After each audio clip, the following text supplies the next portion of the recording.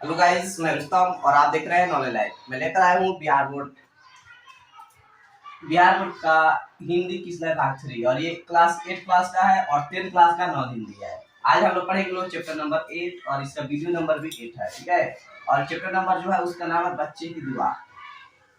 ये पाठ की कौन सी विधा है? तो प्रार्थना गीत है। क्या है?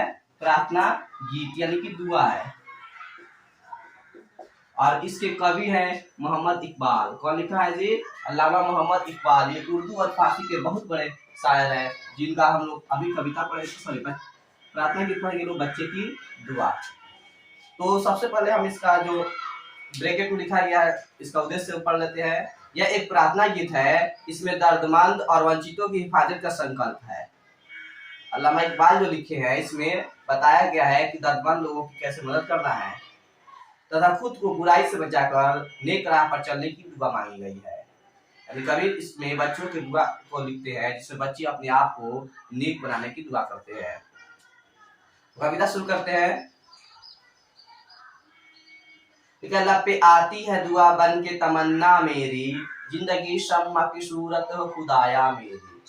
यानी बच्चे कहते हैं, या खुदा, हमारी जितनी भी तमन्नाएं हैं वो सभी दुआ बन करके हमारे दिलों से निकलती है, हमारे लबों पे आती है। लब यानी होता है होठ, और होठ से निकलती है कि हमारी जिंदगी शम्मा की तरफ चमकने लगे। फिर लिखा है, दूर दुनिया का मेरे दम से अंधेरा हो जाए, हर जगह मेरे चमकने से उजाला हो जाए। अरे बच्चे अपने आप को इतना कामयाब बनाना चाहते हैं, अपने आप को ऐसा चमकाना चाहते हैं जिसके चमकने से दुनिया का अंधेरा दूर हो जाए, दुनिया की जुल्मत खत्म हो जाए। तीसरा पैराग्राफ है, वो मेरे दम से यूं ही मेरे वतन की जिन्नत, जिस तरह फूल से होती है चमन की जिन्नत। बच्चे अपने आप को इतना कामयाब बनाना चाहते हैं कि अपने ही दम से अपने मुल्क की, अपने वतन की जिन्नत यानी शोभा बढ़ा सके। जिस तरह से फूल से बाग फुलवारी की शोभा बढ़ती है, खूबसूरत लगता है, वहां से महक उठती है, इसी तरह से बच्चे अपने देश को तरक्की की ओर लेकर जाना चाहते हैं। अगला शेर है, जिंदगी हो मेरे परवाने की सूरत यारब, इल्म की शम्मा से हो मुझको मुहब्बत यारब।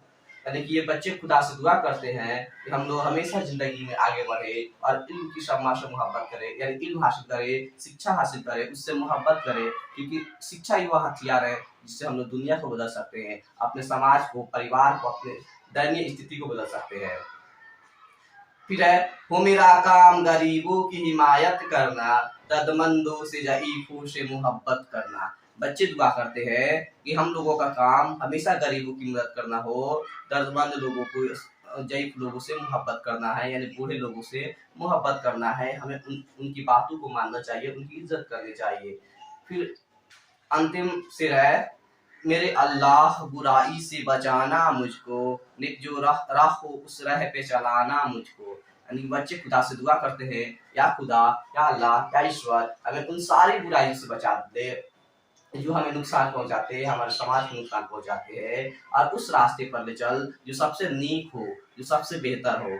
ये कविता यहीं पे खत्म हुआ। इसको कौन लिखा है? मोहम्मद इकबाल। अब हम लोग पढ़ेंगे लोग इसके शब्दार्थ। लब, लब यानी होता है होठ, दुआ अर्थात प्रार्थना, जिन्नत यानी शोभा, सजावट, इल्म यानी होता है शिक्षा, हिमायत करना यानी भलाई करना, मोहब्बत यानी प्यार लगाव, चमन यानी होता है फुलवारी बगीचा, ज़ईफ यानी होता है वृद्ध व्यक्ति, नेक यानी होता है अच्छा, या रब यानी हे ईश्वर, या खुदा, या अल्लाह।